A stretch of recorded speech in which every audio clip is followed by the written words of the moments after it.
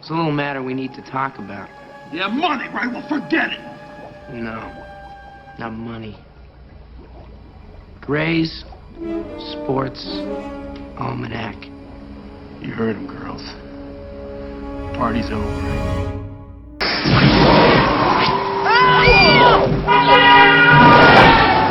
All right, Doc, what's going on, huh? Where are we? When are we? We're descending toward Hill Valley, California at 4:29 p.m. on Wednesday, October 21st, 2015. 2015? You mean we're in the future? Unbelievable. I gotta check this out, Doc. Don't talk to anyone. Don't touch anything. Don't do anything. Don't interact with anyone. And try not to look at anything. Shark still looks fake. I don't get it. I thought you said this had something to do with my kids. Hey, McFly! Yeah, I've seen you around. You're Marty McFly's kid, aren't you? Biff? Must be rough being named after a complete butthead. What's that supposed to mean? Hello? Hello, anybody home? Huh? Think, McFly, think! Look what happens to your son. Have you made a decision about tonight's opportunity? You know, I was thinking about it. I'm not sure because I just think, it might be a little bit dangerous.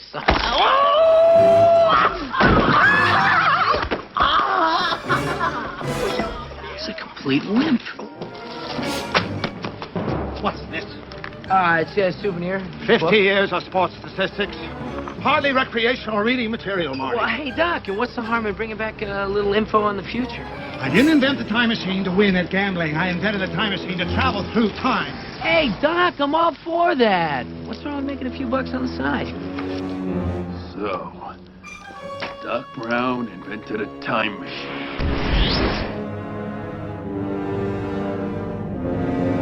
It's gotta be the wrong year.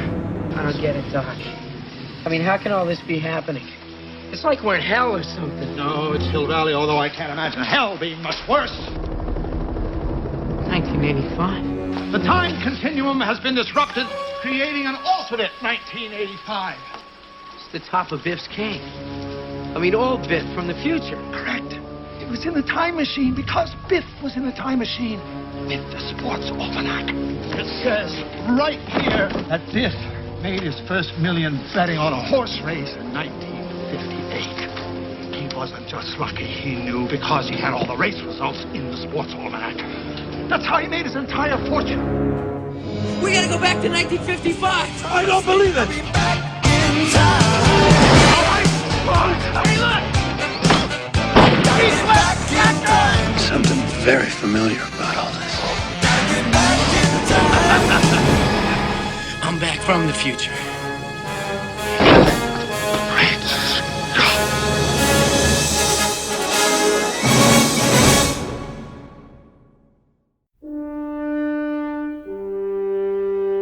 In late November 1989, Back to the Future Part 2 arrived on the big screen. Produced on a budget of $40 million, this was shared with Part 3, which was shot once filming wrapped on Part 2. It went on to gross over $330 million worldwide, making it the third most successful film of 1989, falling just behind Batman and Indiana Jones and the Last Crusade. Although successful, it didn't manage to match the box office numbers of the first film, falling $50 million short. The reviews from critics were a bit more mixed for Part 2, with some feeling it didn't have the heart of the first movie, and that it was overloaded with gadgets and visual effects. But many praised it for its story for showing Marty and Doc jumping between the future and the past in their attempts to obtain the Sports Almanac. Universal Studios had wanted to pursue a sequel after Part 1. Producer Bob Gale and director Robert Zemeckis said they would only do it if Michael J. Fox and Christopher Lloyd would sign off on another. Thankfully, Fox and Lloyd were happy to return. Leah Thompson and Thomas Wilson were just as happy to come back, but Crispin Glover proved more difficult. Crispin Glover had wanted to do the sequel, but he was offered less than half the amount of Leah Thompson and Thomas Wilson. Despite having equal screen time in the original script, he felt that was too low and wanted to be paid fairly.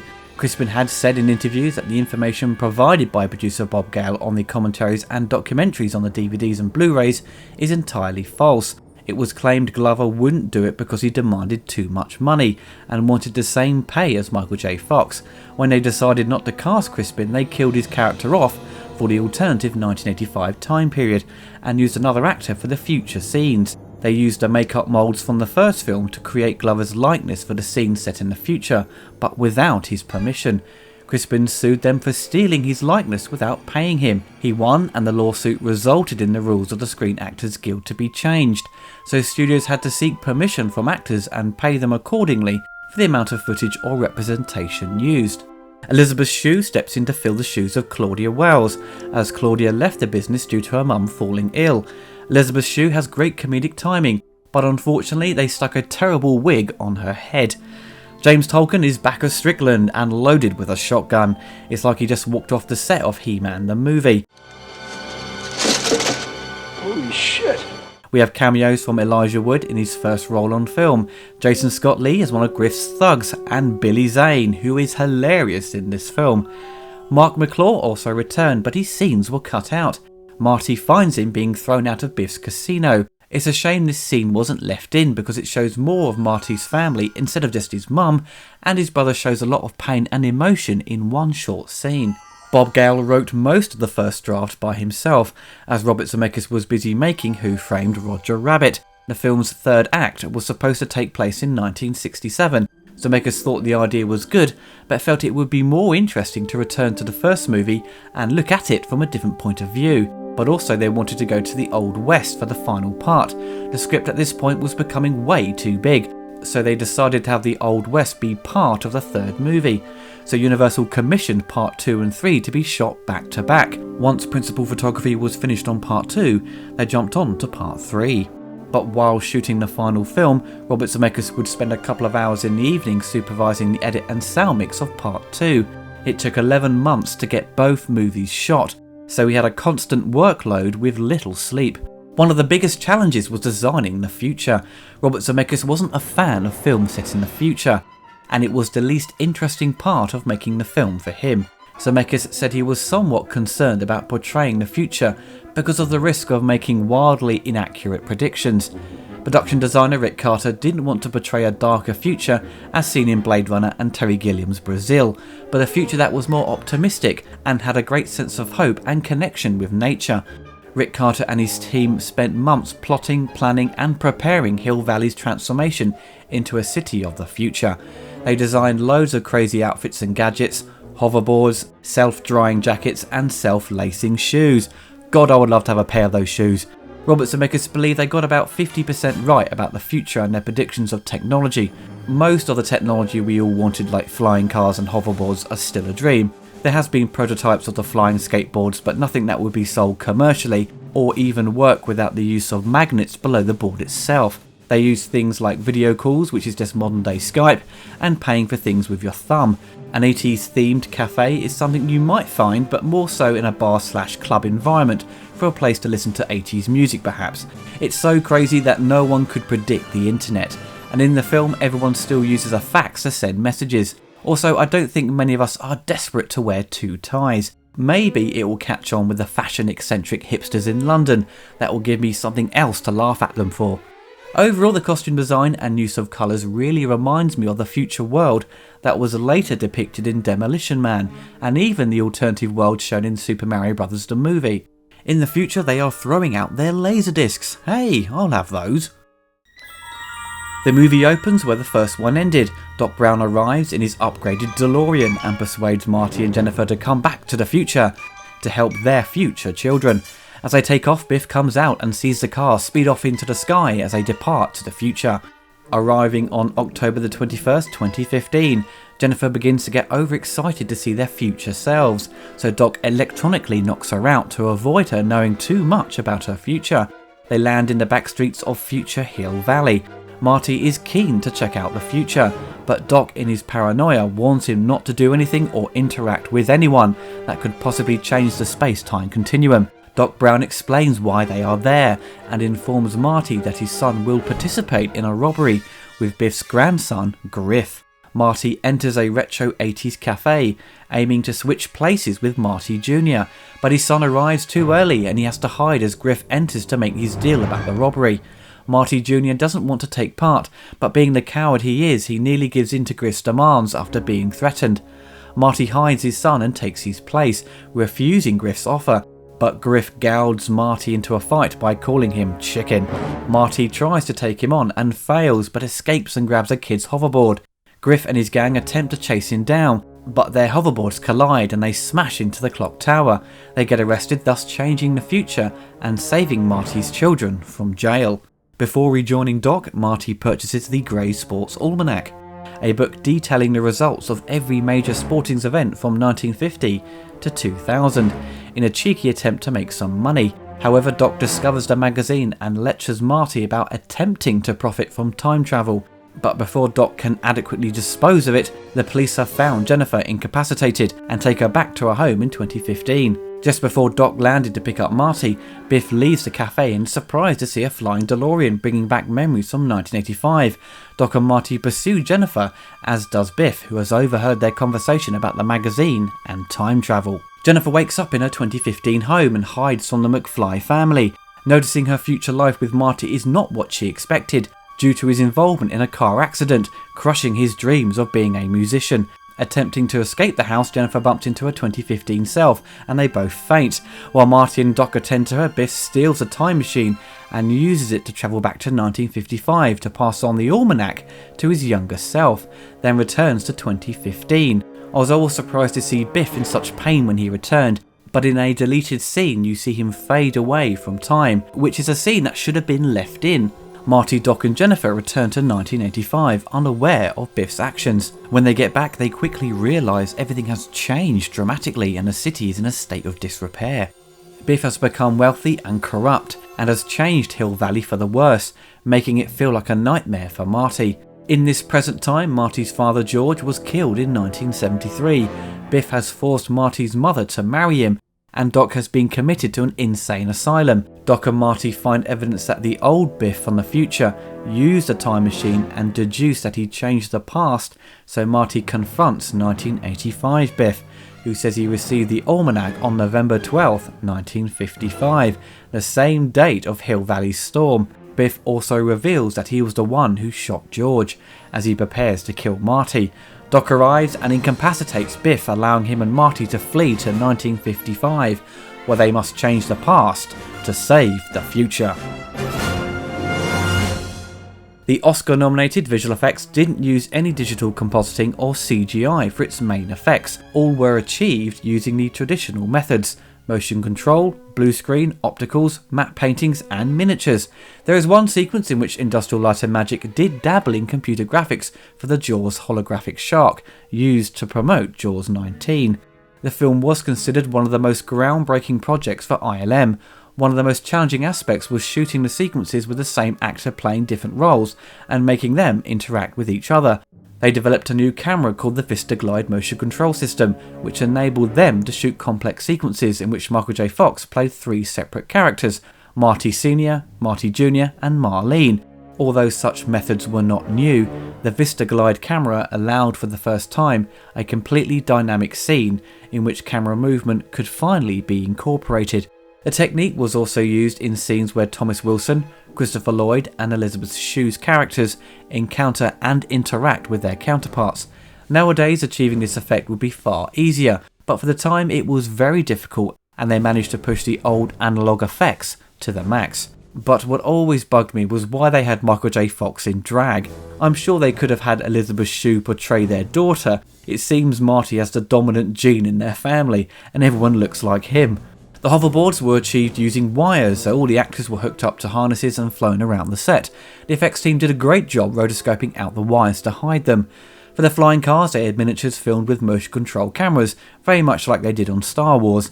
There is the odd shot where the cars look a bit faded due to the optical process and black outlines in some places, but I think the effects have really stood up over time. The way the cars come right at the camera and fly out of frame was pretty daring to do with miniatures, and the blending with live action footage was done to a very high standard for the time. There are a few shots that look pretty bad.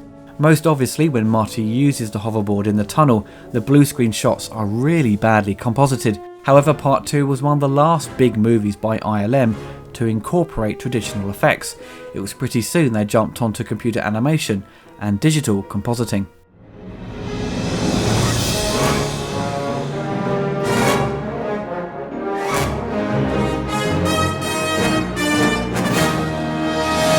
Alan Silvestri is back to compose the score to Part 2. Gone is to focus on pop music and more attention is spent on the film's score to fill in the movie's soundtrack. Silvestri brings back his familiar classic themes and makes great use of the main march for the title sequence. With the darker tone of the second movie, the music follows suit. The score doesn't really introduce much more in terms of new pieces of music. A lot does sound copy and pasted from the previous film.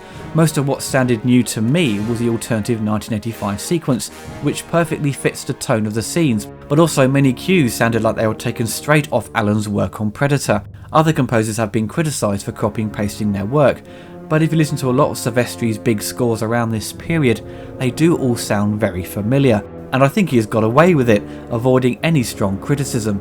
I think maybe he put all his ideas into the first film and became a bit stuck with Part 2, trying to expand it enough to make it sound different. If you say listen to Star Wars A New Hope and then pop on the soundtrack to Empire Strikes Back, you can hear a wider range of music, whereas with Back to the Future Part 1 and 2 you probably wouldn't know which score belonged to which film.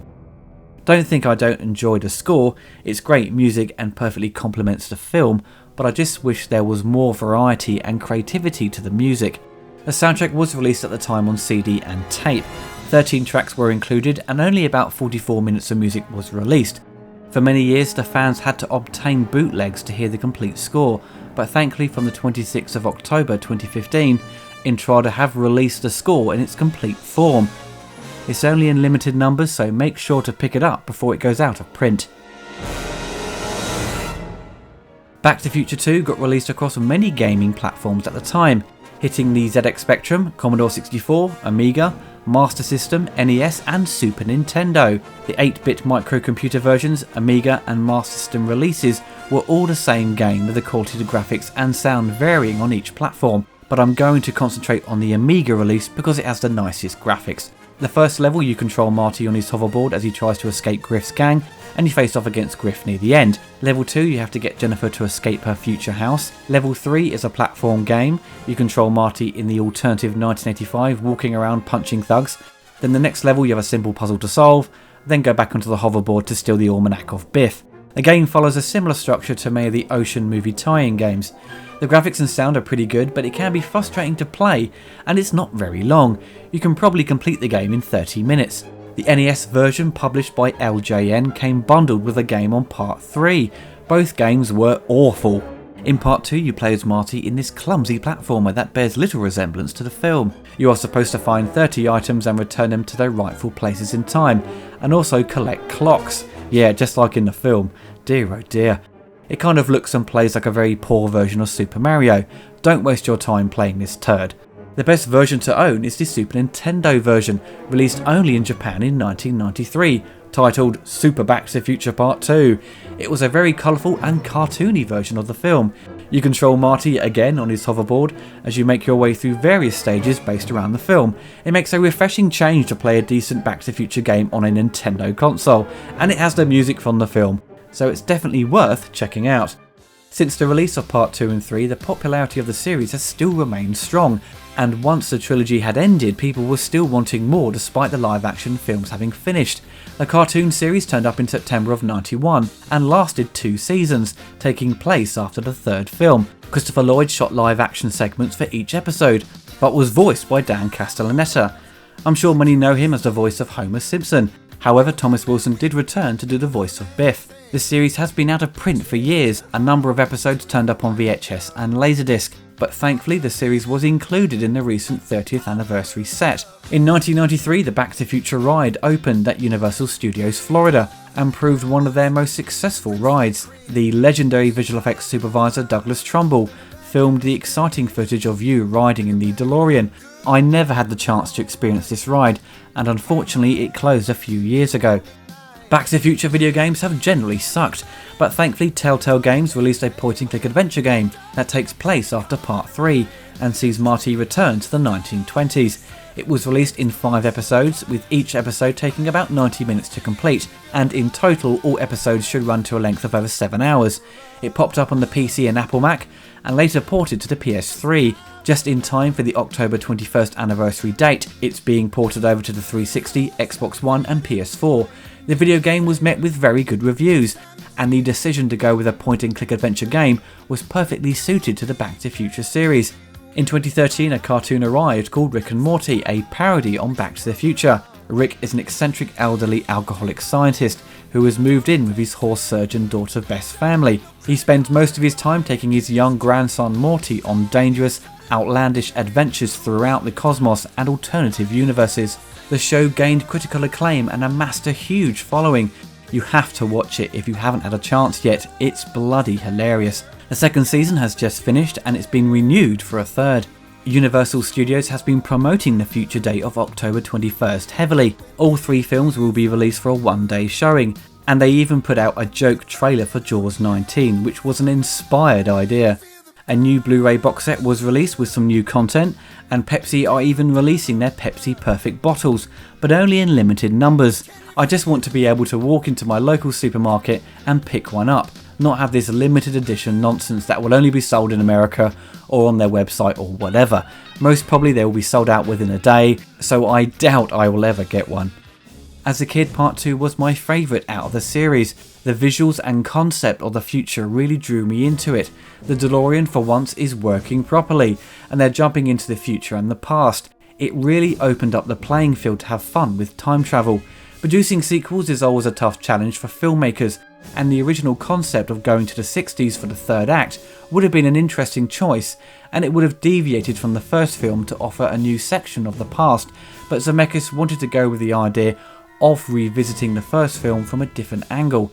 The idea of giving audiences something the same, but being a bit different, he felt would be the best way to approach the sequel. Sequels that deviate too far in tone and visuals from the original can lead to people being put off. I think Marty and Doc returning to 1955 and trying to avoid bumping into themselves was a pretty smart move, and it can only be done in a time travel movie, but it's also seen as its weakness. I enjoyed the future setting and the bleak alternative 1985, but once it went back to 1955, I always lost a bit of interest despite it being a clever move. It was nice seeing the town from a different angle, but it was just retreading familiar ground. Part 2 feels independent and its own movie for the first 2/3, but then it rehashes the first movie so it dilutes its own identity. The ending was often seen as a bit of a letdown. It's not that exciting, you can't have something that's over the top and action packed, but it relies on Part 3 so much for its finale to be resolved.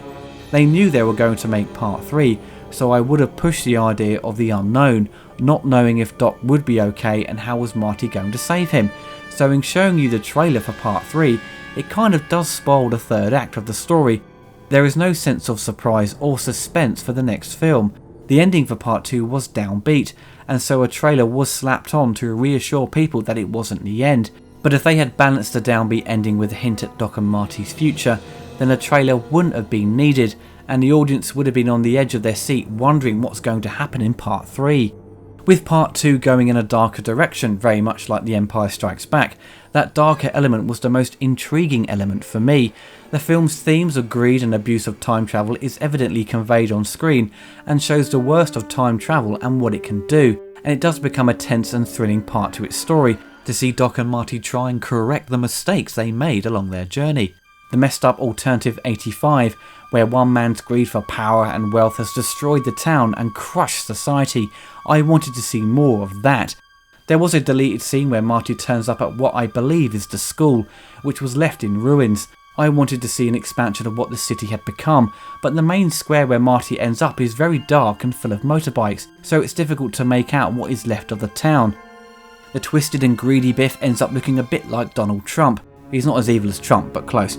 After seeing Lorraine in such a depressed state, the whereabouts of Marty's brother and sister and Doc Brown was something I wanted to know more about. But it quickly leaves this time period back to the 50s, so I don't think there's enough time for the story to breathe and to build up any kind of emotional connection to the movie. Part 1 and 3 have dedicated the time to give the audience an opportunity to know everyone and get involved in its story. Part 2 is high on caffeine, it can't sit still. As a kid I loved that it was so mental, because we all had short attention spans as children, but as I got older I found myself enjoying Part 3 more over Part 2. 2 and 3 don't come close to the masterpiece that is the first one, but when discussing the sequels, it's interesting to discuss with friends or other folk about which is better. I discussed my thoughts on Part 3 in an older retrospective, but in short, Part 3 focused more on Doc Brown, and I think his character needed to be expanded upon and have his own identity. I'm not really a fan of westerns, but it didn't destroy any of my enjoyment of its story. What would have happened if Crispin Glover had returned? It's really hard to know how it would have turned out. I think it would have had a stronger emotional arc to it. I think his character was very important to the series, and having his character reduced to the background and being killed off felt like a big loss to me. When Marty sees his father's grave, it's supposed to bring on a big emotional response, but because he's not in the film with any new material, it's not as effective as it should be. Back to the Future Part 2 does have its problems that make it fall short of being on par with the first film, but there is loads of great stuff in the movie to enjoy. Its humour is still strong, and with its eccentric plot, it makes for a fun experience. The cast is still on top form. I don't think anyone really falters in their performances. Elisabeth Shue does look a bit too old to be playing a teenager, whilst Michael J. Fox always looked a bit baby-faced and looked younger for his years, so he gets away with playing Marty again. Thomas Wilson really steals the show. All his variations of Biff are a joy to watch, especially seeing him as an older man stumbling around with his hunched back. And the best humour comes from his frustration and anger throughout all the time periods. The Back to the Future films are the best time travel based movies. Nothing has really come close to matching them in terms of the quality of the writing and execution. Jumping from the future to the past, you could get mixed up very quickly and may experience incoherency with your storytelling, but the story is so tightly written they manage to keep it simple and straightforward. Robert Zemeckis holds it all together. It's probably his most complicated film. I'm sure many of us own the trilogy box set. You would be mad not to own it, as they are regarded as one of the best series of films ever made. It's hard for sequels to maintain any sense of quality. Usually the budgets get smaller with each sequel, but here the quality remains high throughout all of them. Dean Cundey's photography is just as effective as the first film and perfectly replicates the imagery of 1955, but also the bright colours and landscapes of the future give this clean, polished look. It's a shame we don't have hoverboards yet and self-drying jackets, but I can only hope I will see these in my lifetime. I would be worried about flying cars though. You know so many would be falling out the sky, far more often than planes. Back to the Future Part 2 probably wouldn't be in my list of top 5 sequels. It just falls short in some areas for it to be totally satisfying for me. Its tone and underwhelming ending just means it fails to hit the mark. However, there is great original stuff in there, it's bucket loads of fun, and certainly recommended viewing.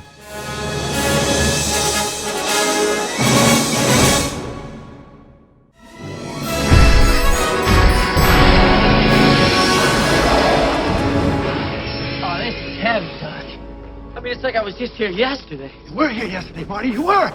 Amazing, isn't it? All right. Sunrise should be in about 22 minutes. You go into town. Track down young Biff and tail him. Sometime today, old Biff will show up to give young Biff the Almanac. Above all, you must not interfere with that event. We must let old Biff believe he succeeded so that he'll leave 1955 and bring a DeLorean back to the future. Right. Once old Biff is gone, grab the Almanac any way that you can. Remember, both of our futures depend on this. You'll have to remind me of that, Doc. There are now 2 of me here, and there are 2 of you here. The other me is the Doc Van Brown from 1955. The other me that helps the other you get back to 1985. Remember the lightning bolt at the clock tower? Yeah. That event doesn't happen until tonight, so you must be very careful not to run into your other self. Hey! He's here! Hey, he's in disguise! Guys, what's that? Marty, you have to stop those guys at all costs, but without being seen by your other self or your parents. 10-4! Look, how'd he get up on stage? I don't know, but when he gets down, we're gonna nail him. How the hell he changed his clothes so fast?